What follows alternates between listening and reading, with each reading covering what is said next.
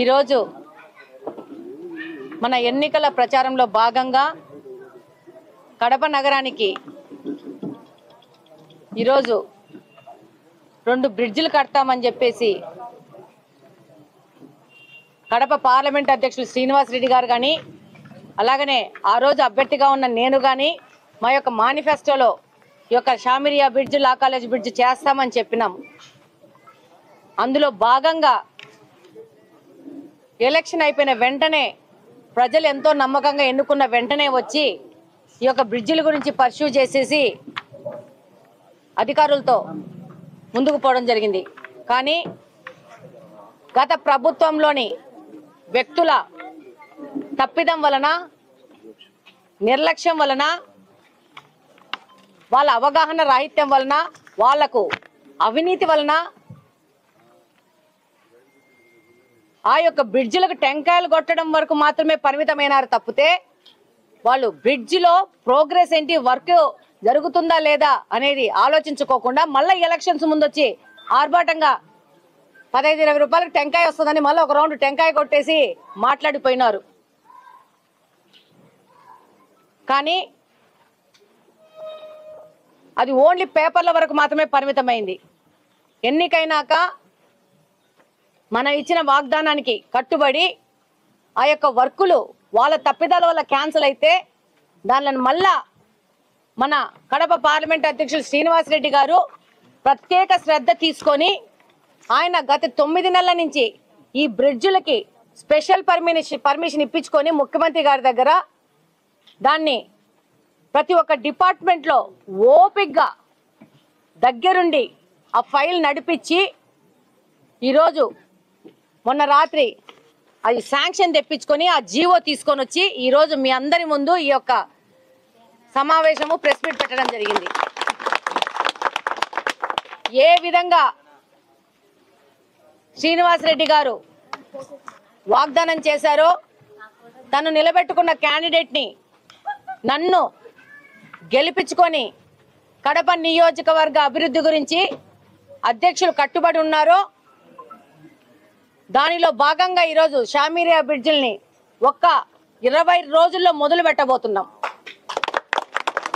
ఈ యొక్క 2 బ్రిడ్జిలు 20 కోట్లతో ఫస్ట్ ఆంధ్రప్రదేశ్లోనే పర్మిషన్ తీసుకొని, స్పెషల్ పర్మిషన్ తీసుకొని ఈ బ్రిడ్జులకి ఫండ్స్ అలాట్ చేయించుకొని వీటిని ముందుకు తీసుకొస్తాం. ఇది కడప నియోజకవర్గం యొక్క స్పెషాలిటీ. గర్వంగా చెప్తున్నాను. శ్రీనివాస్ రెడ్డి గారు ఎంత కమిటెడ్గా పనిచేస్తారో అనేది ఇది నిరూపితం.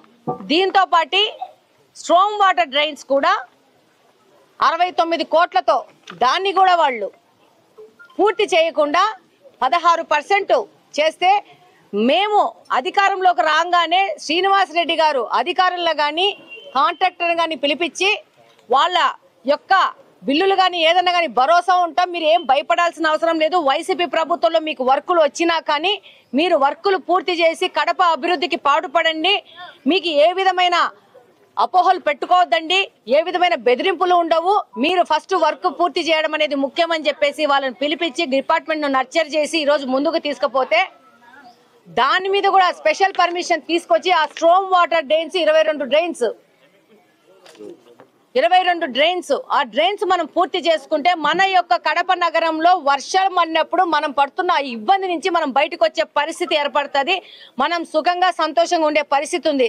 దాని మీద కూడా జీవో తెప్పించేసి ఆ వర్క్ను కూడా కంటిన్యూ చేసే విధంగా ప్రభుత్వంలో గట్టిగా ప్రయత్నించి ఈ రోజు సక్సెస్ అయినారంటే అది శ్రీనివాస్ రెడ్డి గారి ఘనత. ఈ రోజు ఇక్కడ ఎమ్మెల్యేగా గెలిచి ఆయన మనకు అండగా ఉండడం వల్ల కడప నియోజకవర్గం యొక్క అభివృద్ధికి ఆయన పాటు పడుతున్నాం అనేది మన అందరము తెలుగుదేశం పార్టీ కార్యకర్తలుగా మన అందరి అదృష్టంగా తెలియజేసుకుంటున్నాను. ఈ రోజు లాస్ట్ టైం ఆర్ఓబి మాట్లాడితే దాన్ని చేయలేదే దీన్ని చేయలేదని మాట్లాడిన ఎలుకలకి పుల్లులకి అందరికీ చెప్తున్నాను, మాటలు మాట్లాడడం చాలా సులువు. 10 సంవత్సరం అధికారంలో ఉన్నారు, ఏమి చేసినారని ప్రశ్నిస్తున్నా. ఒకరు 1700 కోట్లు అంటారు, ఒకరు 2300 కోట్లు అంటారు. మీరు సంపాదించుకున్న ఆస్తులని ఆ రోజే చెప్పినాను. మీకు అవగాహన లేదు, కడప నియోజకవర్గం గురించి అవసరం లేదు. అభివృద్ధి గురించి అవసరం లేదు, పేదల కష్టాల గురించి అవసరం లేదు, వాళ్ళ భవిష్యత్తు గురించి అవసరం లేదు, యువత భవిష్యత్తు గురించి అవసరం లేదు. ఆయన తమ్ముడైతే గాంజాను మొత్తం గాంజా నగరంగా కడపను ఏర్పాటు చేసినారు. ఈరోజు మహిళలు వచ్చి చెప్తా ఉంటారు గాంజా తగ్గింది మేడం, ఇంకా తగ్గించాల్సిన అవసరం ఉంది అని చెప్పి. ఇప్పుడు ఆ వ్యక్తి ఎక్కడున్నాడో మీ అందరికీ తెలుసు. వీళ్ళు ఫేమస్ దేనికంటే ఇలాంటి భూ ఆక్రమణలకు, అవినీతులకి, దోచుకోవడానికి, దాచుకోవడానికి, యువతను చెడగొట్టడానికి వీళ్ళు ఫేమస్. ఈరోజు కడప ప్రజలు ఎంతో ఆలోచించి, ఎంతో విజ్ఞతతో ఇక్కడ మార్పు అవసరము అని వాళ్ళు ఆలోచించుకోవడం వల్లనే ఇది సాధ్యమైతా ఉంది.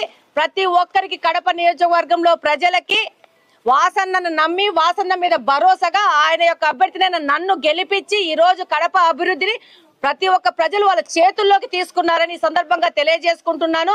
మీ అందరి సమక్షంలో ఈ యొక్క జీవోని తెప్పించినందుకు, కడప నియోజకవర్గానికి మనకు ఆయన తోడుగా నీడగా ఉంటూ ముందుకెళ్తున్నందుకు మీ అందరి తరపున కృతజ్ఞతలు తెలియజేసుకుంటున్నాను. Thank you very much.